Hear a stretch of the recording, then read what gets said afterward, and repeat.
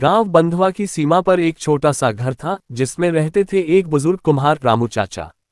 उनकी उम्र लगभग 70 वर्ष की थी, पीठ थोड़ी झुकी हुई, बाल सफेद और चेहरे पर झुर्रियां, लेकिन मन से वह आज भी जवान थे। दिन भर अपने कच्चे चबूतरे पर मिट्टी के बर्तन बनाते और गांव वालों से बातचीत करते। रामू चाचा पढ़े लिखे नहीं थे, लेकिन अनुभव के मामले में उन्हें कोई मात नहीं दे सकता था। गांव का हर बच्चा, युवा, यहाँ तक कि बूढ़े भी उन्हें बड़े आदर से देखते थे।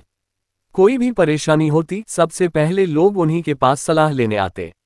लेकिन रामू चाचा के जीवन में एक बड़ी खास बात थी, उनका बेटा रोहित। रोहित गांव में पढ़ाई करके शहर गया था। वहां एक बड़ी कंपनी में नौकरी लगी और धीरे धीरे वह सफल होता गया। मोटी तनख्वाह, एयर कंडीशन ऑफिस, गाड़ी और आलीशान फ्लैट, सब कुछ मिल गया। रोहित को अब अपने पिता के मिट्टी से सने हाथ और मिट्टी के बर्तनों की खुशबू से शर्माने लगी थी। एक दिन रोहित गांव आया, पूरे 2 साल बाद। साथ में उसकी पत्नी रीमा भी थी, शहर में पली बड़ी, आधुनिक विचारों वाली। रामू चाचा बहुत खुश हुए। उन्होंने अपनी झोपड़ी को साफ किया, आंगन में आम की टहनी से तोरण बांधा और अपने हाथों से दाल बाफले बनाए। लेकिन रीमा ने जैसे ही घर देखा, उसका चेहरा सिकुड़ गया। ये घर है, कहाँ रहेंगे हम? ना बाथरूम, ना टीवी, ना कोई सुविधा। रोहित ने मुस्कुराकर कहा, कुछ दिन सह लो, फिर लौट चलेंगे। वैसे भी ज्यादा रुकना नहीं है। रामू चाचा ने प्यार से दोनों को गले लगाया और कहा, बेटा, भले ही घर छोटा है पर दिल बड़ा है।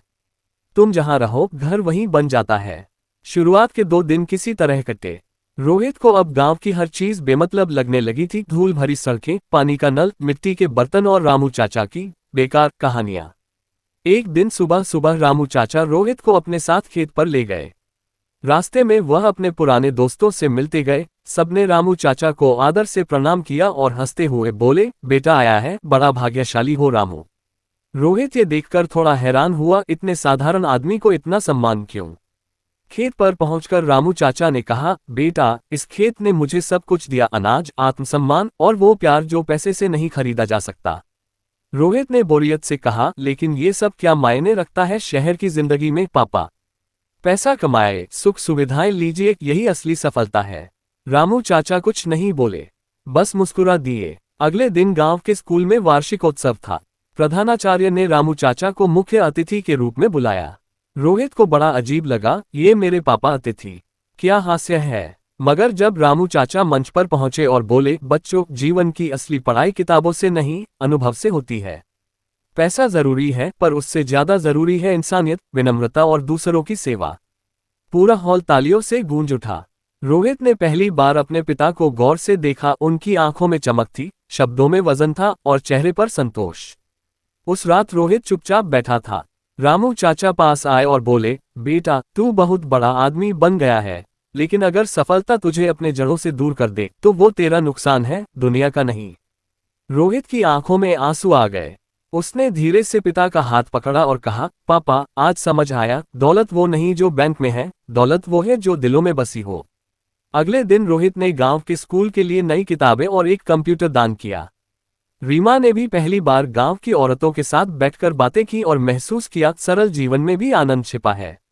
जब रोहित लौटने लगा तो रामू चाचा ने एक छोटा सा मिट्टी का दिया उसे थमाया और कहा, इसमें मेरे हाथों की मिट्टी है और तेरा बचपन। इसे जहां रखेगा घर की रोशनी बनी रहेगी। शिक्षा, सच्ची दौलत केवल पैसों से नहीं आती, वह आती है सच्चे रिश्तों, सम्मान और उस जीवन से जो आत्मा को शांति दे। आधुनिक जीवन की चमक में अक्सर हम अपनी जड़ों को भूल जाते हैं, लेकिन असली शक्ति उन्हीं जड़ों में होती है। जीवन में आगे बढ़ो, मगर अपने मूल्यों और अपने लोगों को कभी मत भूलो।